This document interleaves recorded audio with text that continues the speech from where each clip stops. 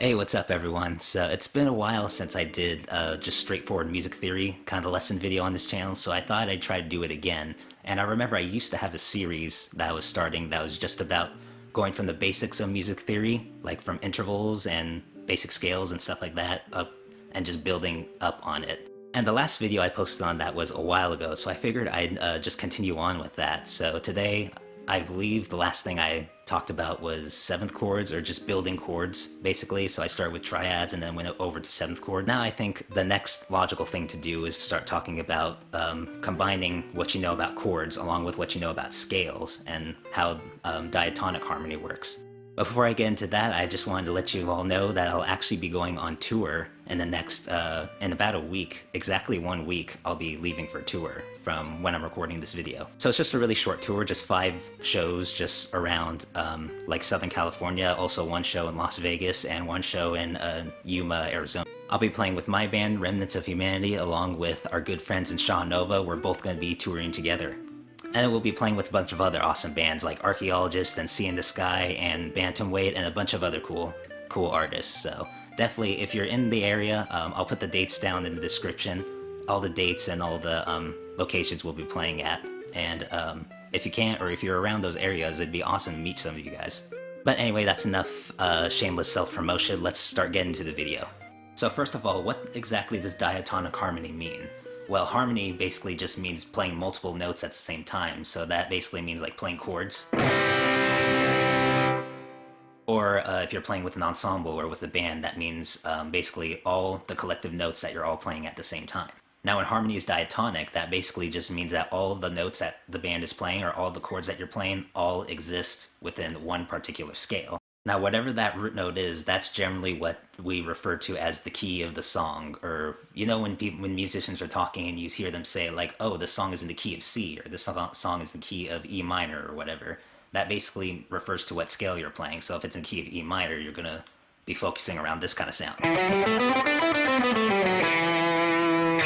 So the key basically just tells you what scale you're going to be playing, or what scale all of the notes you're going to be playing is coming from in that particular piece or that song that you're about to play. So, example of diatonic harmony, let's see.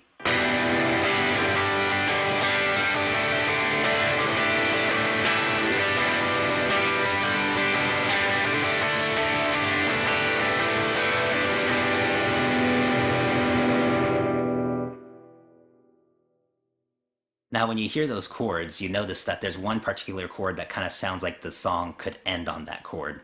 That's generally how you want to listen for the key of a song. If you want to try to figure out the key by ear, is you want to figure out what song sounds like, or what chord sounds like the song could end on. So in this case,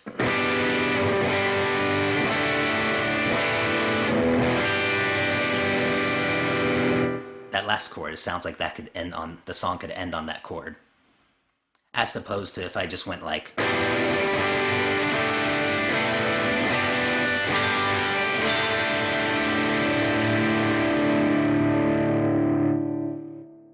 Now, if you really tried, you could actually end on that chord if you wanted to, but it just, if you really listen to it, it sounds like it doesn't want to end on that. It sounds like something should be coming after. So if you're interested in getting into songwriting, this is definitely one of the very first big steps, is understanding how chords work, where the chords come from, and how they interact with each other. But first of all, we need to know how exactly we can get these chords out of each scale. Like, where do they come from exactly? So it's actually pretty simple where all the chords come from. So, for example, I'm going to just stay in the key of C. Or if you know this shape, it's basically just like this typical A minor shape. Except I'm just going to start on the C note. So, some of you may know this shape already. So first of all, the way that I was taught this is I would assign each note a number. So in this case, C is going to be our root note, so that's going to be 1. And we're going to go to 2, which is D. 3, which is E. And F, which is 4. G, which is 5. Then A, which is 6. Then B, which is 7. But then after B, we go back to C. So there's 7 notes in that scale. We have 1, 2, 3, 4, 5, 6, 7.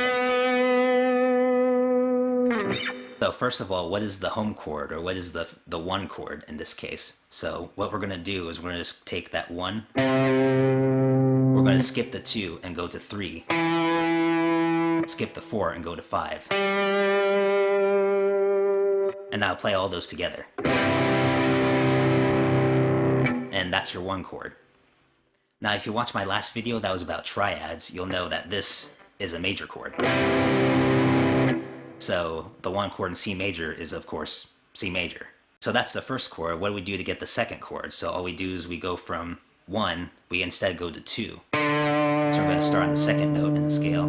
We're going to skip a note just like we did, so it's the same exact pattern. We're going to skip the 3 and go to 4. We're going to skip the 5 and go to 6. And that gives us our next triad, which is going to sound like this.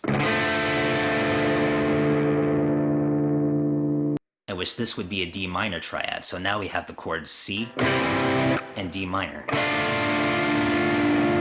So if we continue this pattern still, then now we're on the third note. Skip 4, go to 5. Skip 6, go to 7. Those are the notes E, G, B, which is going to give us an E minor triad. So basically where the chords come from are you're starting on a note, skipping a note, and skipping a note, and just playing all 3 of those notes together. And you just start that on every single one of those notes. So in this case, you get 7 chords to work with. Now, I would advise you to actually continue doing that on your own, figure them out on your own, but it's also a good exercise to be able to play all of them within a key, all the chords within a key. So in this case, we're in the key of C. We're going to start with the C major chord. Then D minor, the 2 chord would be D minor. The 3 chord would be E minor. The 4 chord would be F major. The 5 chord would be G major. The 6 chord would be A minor. And then this is the one weird one. The 7th chord would be B diminished. So you get that kind of nasty sound. But then you go back to the first chord, which is C major. So if you hear a lot of musicians talk about songs or how to play songs, you'll hear them a lot of times say, oh, this chord progression is a 2-5-1 or it's a 4-5-1 or something like that. When they're saying those numbers, that's what they're referring to. If they're saying 4-5-1, they're just saying, oh, we're going from the 4 chord to the 5 chord and then ending on the 1 chord.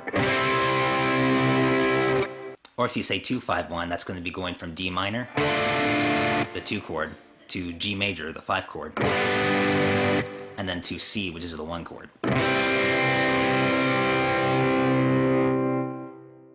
So that's where when all these numbers come really important, because it's just a really fast way to communicate how to play songs really quickly, rather than saying, oh, we got to play this C major chord, and then you got to play this D minor chord. And then in that case, you're also not sure exactly what the context of the song is, as opposed to just saying, oh, it's 2-5-1. Now, one thing you could do to really get these chords into your head, as well as start kind of hearing how these chords interact with each other, is to actually, first of all, pick a random key. So let's say we want to play in the key of D major. So that means this is going to be the root note. And then from there, what you want to do is just pick 4 random numbers between 1 and 7. So that's going to be the chords that you have to choose from. So in this case, let's take a 1-6-2-5 progression. Let's play a 1-6-2-5 progression in the key of D minor, or D major. So first of all, we're going to take the 1 chord, which is just the first note. So that's just D major.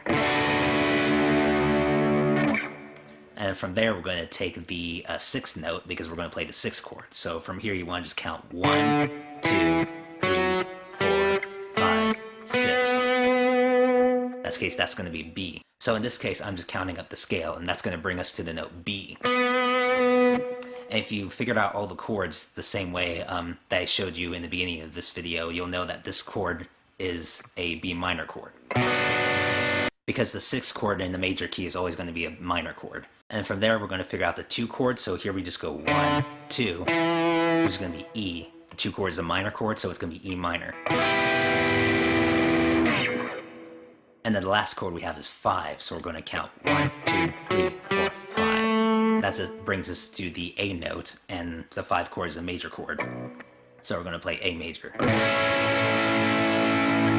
So the whole chord progression is going to sound something like this.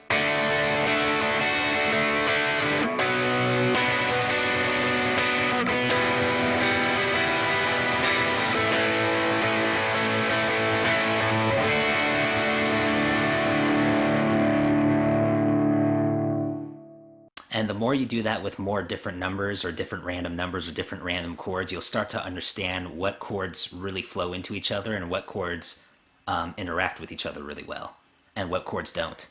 Alright, and that's all I have for this video, so I hope you learned something new. If you're ever curious as to where all these chords that all these artists come up with in their songs come from, well, they're typically just coming from the scale or the key that the song is in.